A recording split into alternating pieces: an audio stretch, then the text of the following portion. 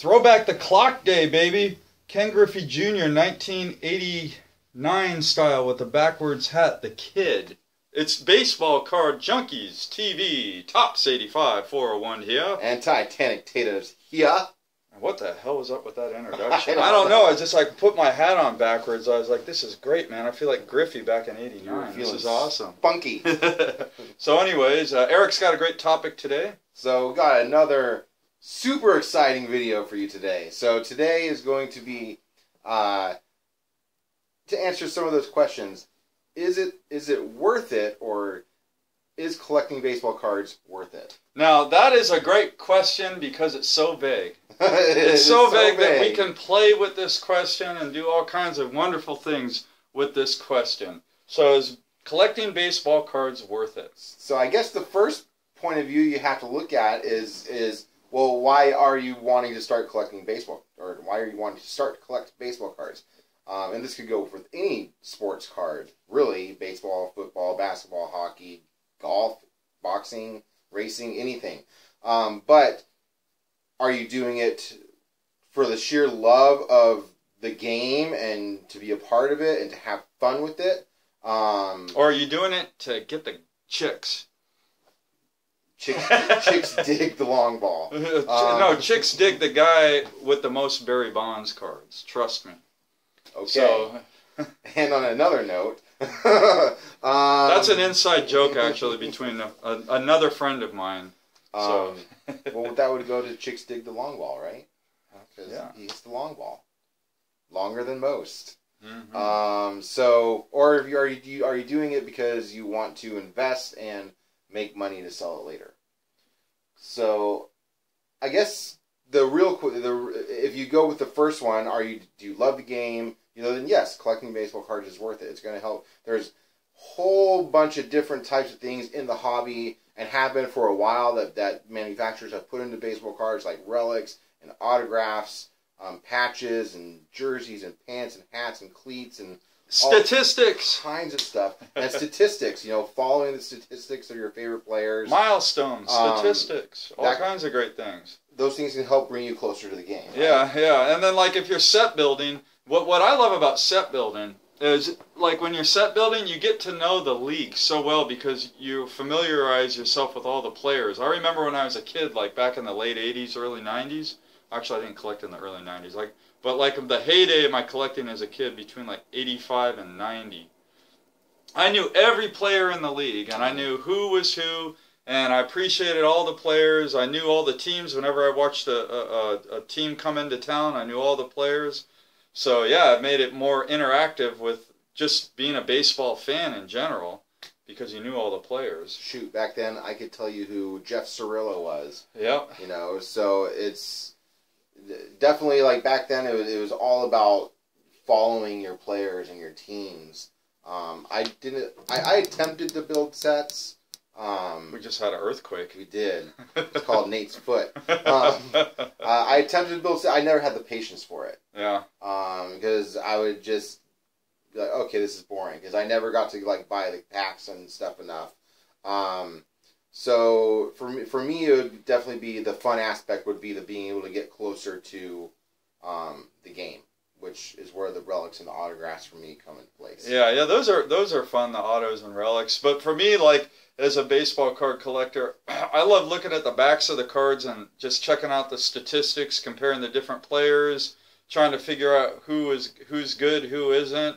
And of course, like the relics, if you can get good documentation on a relic card, that definitely gives you the sense of having a piece of history in the game. If it's a really vague documentation on the relic, then it's just it is what it is. It is what it is. I love the statistic aspect of it. I mean, even when my brothers and I and our friends used to play little pickup, tennis ball with a tennis racket or whatever. We would keep statistics of how we played, we'd use the batting stances of our favorite players. And if they were lefty, you had to bat left. If they were right, you had to bat, and you had to mimic their stance, which was super fun.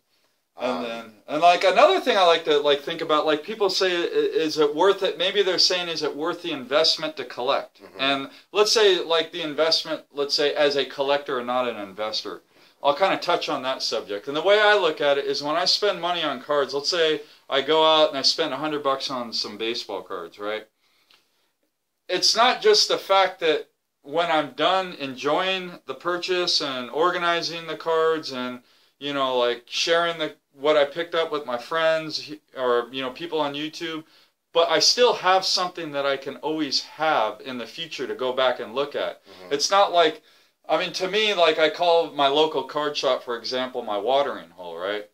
So to me, a night out on the town is go out, get some baseball cards, and have fun with the hobby. Other people like to go out and get drunk, get wasted. I know, whatever. Well, I don't drink. Get wasted, and then the next day, you know, they went out and spent $200 on a night out on the town, and they got nothing to show for it but a headache. Yeah. So I mean, yeah, it's worth it. I mean, sure, you know, I mean, depending on whatever your budget is, stay within your budget. Don't spend more than what you can afford.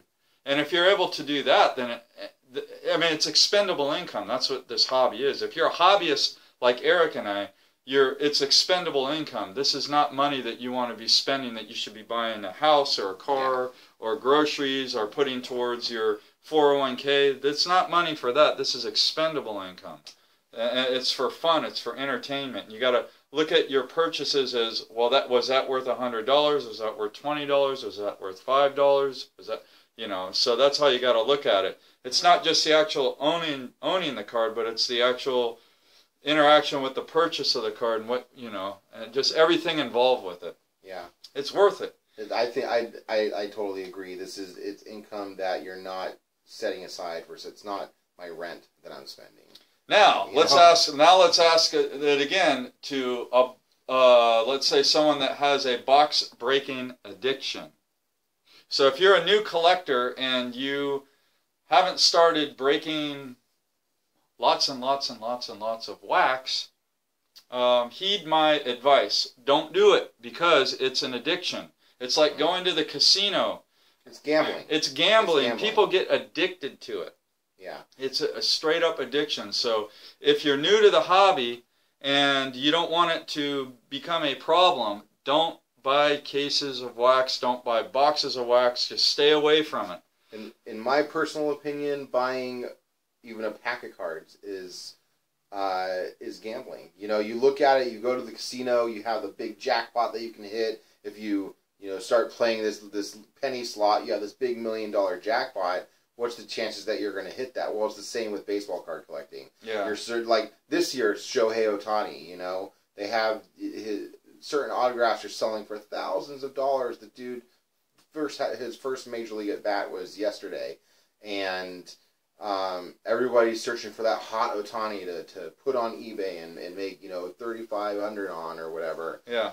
So we're not saying don't buy packs, don't buy boxes. What we're saying is, don't spend thousands of dollars doing that, because you're never, ever, ever, ever, ever going to make your money back. You will never. You're always going to be chasing that get even line. Yeah. Now, if you want to break a $100 box here and there, and your intention is to have fun with that, completely different. But getting into this hobby and becoming a big investment breaker, you're never, ever, ever, ever, ever, ever going to break even. Even if you pull that $3,000 card, how much wax did you have to buy just to get that $3,000 card? However, I must say thank you to the box breakers, because you're putting all these wonderful cards into circulation at affordable prices, and we thank you very much. Yes. So now we go into, is it worth it from just purely an investment standpoint? And I guess the answer to that is, well, it depends on what you're buying, and if you're buying the right things. Yes, definitely. I would say if you're buying, graded vintage, you're going to be on the winning side of that as an investment 100% of the time.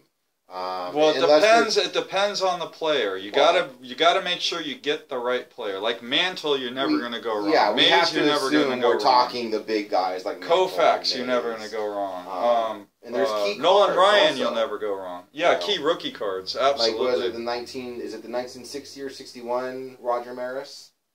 Well, that would be in 1958. Would be Roger Maris's rookie card. Well, it's not his rookie cards. It's the year he broke the record. Oh yeah, the 61 Maris. Yeah, that's the one with the wood border. And that's like a super key card of his that is like on the checklist for every collector. Yeah. But if you're buying the right thing, then yes, you're going to be able to make money in the hobby. But you got to get an investment grade. The value will go up exponentially over a collector grade. I mean, anything Mantle is going to go up. Yeah. So high grade vintage, the right high grade vintage cards you're going to make money on. If you watch prospecting, you never. I mean, at best you'll break even if you get lucky because, like there's always that one card that you go back and you look at it and you're like, wow, that card, you could have got it for, like, for example, a Mike Trout rookie card. You could have got it for $20 and now it's selling for $200. But for every Mike Trout, there's 20 Kevin Mosses. So, like, when I say at best you'll break even, that is if you gamble on 2 or 3 guys and you hit on 2 of them, you'll break even. Yeah. But, I mean, prospecting, the thing about prospecting is there is, like, the information is out there, and, like, the card collecting community all tend to gravitate towards the same prospects. So there's no secrets out there anymore. Yeah. It's really player performance, hit and miss, just like companies. Prospects are when they get invited to spring training and they crack off 8 home runs in spring training. Yeah, but you're never gonna make money prospecting. There's just no way because you're gonna lose too much on the guys that never make it. Yeah. To make up for the guys that you hit big on. And I think also the other aspect of that is timing. Timing. Making sure you're getting the right timing.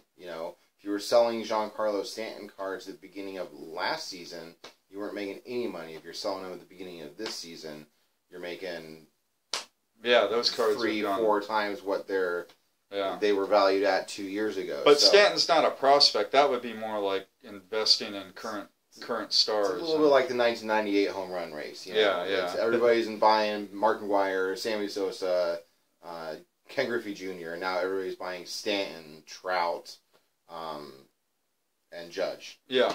It's the exact same. This hobby's very cyclical. Very cyclical. So it's crazy. You're going to notice every 10, 15, 20 years, there's going to be, the new Ken Griffey Jr., the new Mickey Mantle, the new, But I guess, like, in the bottom line, the only good return over a 10-year period where you're always going to see a good return is high-grade key vintage. Yep. That's where you're always going to see the return. Everything else, you're going to break even at best. So, if you're, I mean, just be a collector. If you're an investor, you're probably going to buy cards more like as a commodity that's in a portfolio more than as something that you can look at and enjoy.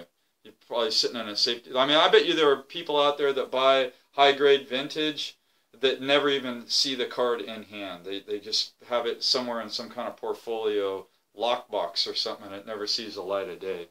Yeah. So, anyways, but and then also, is it worth it? You could ask it like maybe people in the YouTube community. Is collecting baseball cards worth it? Well, I know, and I can speak for a lot of people that, we have managed to build some of the best friends through YouTube. And so as far as like collecting cards, this is something that didn't exist when I was a kid in terms of the internet.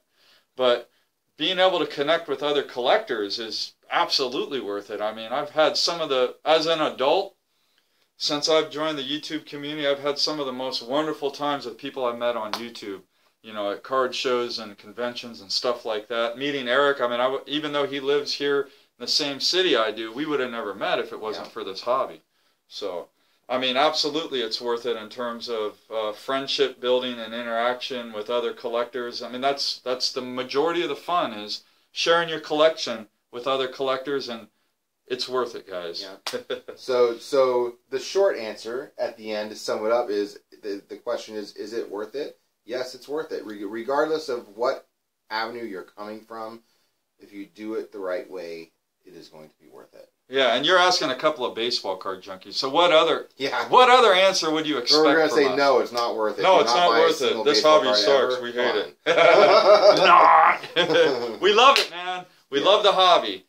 So, and I know most of you guys watching do, and everybody that's new to the hobby, welcome, and you've made a great choice. This is a great hobby, and most of the people in this hobby are awesome people. A lot of great people. Most of them. Most of them. 95%. 99. I'll say 99. There's the 1%, yeah. So, as always, guys, thank you very much for watching. Click the subscribe button. It's either down here or down here, one of the two. You'll have some videos on here that you can click on as well. So become part of the Baseball Card Junkie community if you're not already, and you'll see how worth it is to collect baseball cards. All right, guys. Do you like my Bugs Bunny? There's like, it's totally like when Bugs Bunny like starts freaking out. Okay. Happy collecting.